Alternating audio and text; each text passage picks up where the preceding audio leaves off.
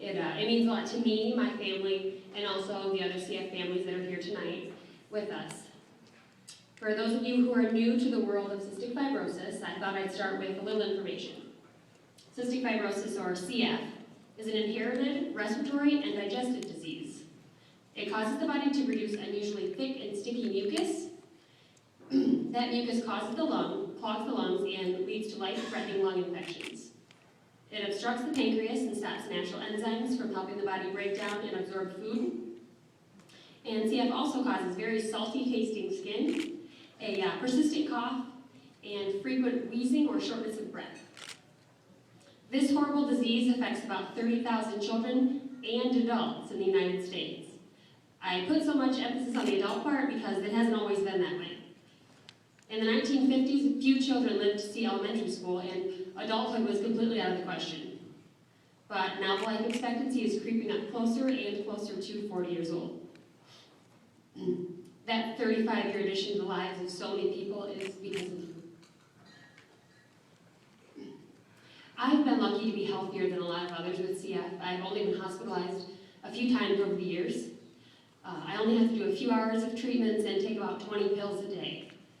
I've only had to administer at-home IV treatments a few months of my life, and these lungs are still the ones I was born with. A girl I met through Facebook is my age and living in England. She had to wear an oxygen tank on her wedding day and was exhausted just from breathing by the time she got to her reception. She's working on her second pair of donor lungs because her body rejected the first. I think of her when I have difficulty climbing a flight of stairs. Another little girl I've had the pleasure of meeting from across the driveway, of course, she lives right here in the Tri-Cities and she's only 5. She's been hospitalized numerous occasions for severe pancreatitis, and when I wake up in the middle of the night with paralyzing stomach pain, I think of her. And when I participated in my first clinical trial this year, I thought of you. When after a few days of new trial medication, I could sing at the top of my lungs, driving down the street, I thought of you. And when after a week, I could run a whole mile and I wouldn't have a single cough, I thought of you. It's your amazing generosity that I get to stand up here today. Because of you, I got to meet my baby sister's first boyfriend. I got to graduate with my bachelor's degree, and I'm working towards my master's. And just last month, I got married. For a lot of people, these are all things that are just a normal part of life. But for many with CF, they're things that you just don't live long enough to experience. I haven't always been optimistic about the idea of, I think I missed one. Yes.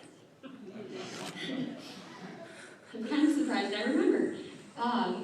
I feel so blessed to have lived to experience these things, but I'm not done. 15 years left is not enough for me. I want to travel and own my first home and run a marathon. I want to see my 2 wonderful stepchildren get married. I want to see the woman that my spunky redheaded 2-year-old cousin turns into. I want to have children, and I want to have grandchildren. And I want to grow old with my husband. Some people resent birthdays and gray hair and wrinkles. They've been telling people they're 29 for 10 years straight. But for me, each candle on my birthday cake is like another notch in my belt. Another year that I made it.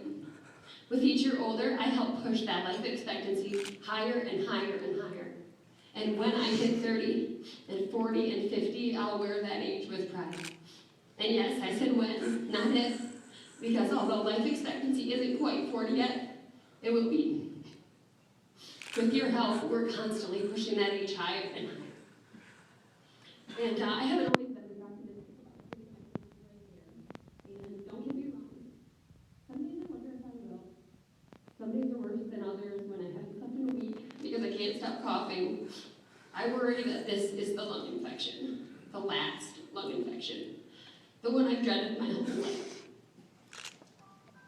But when those happen, I call the doctor, I go to bed early, do extra treatments, and I take Grandpa's advice of filling myself full of vitamin C.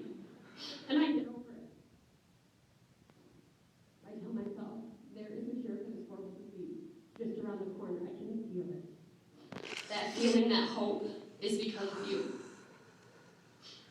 beginning of last year, the FDA approved the drug Kalydeco, which actually there's some people here who have a son who's on it right now and who's doing great.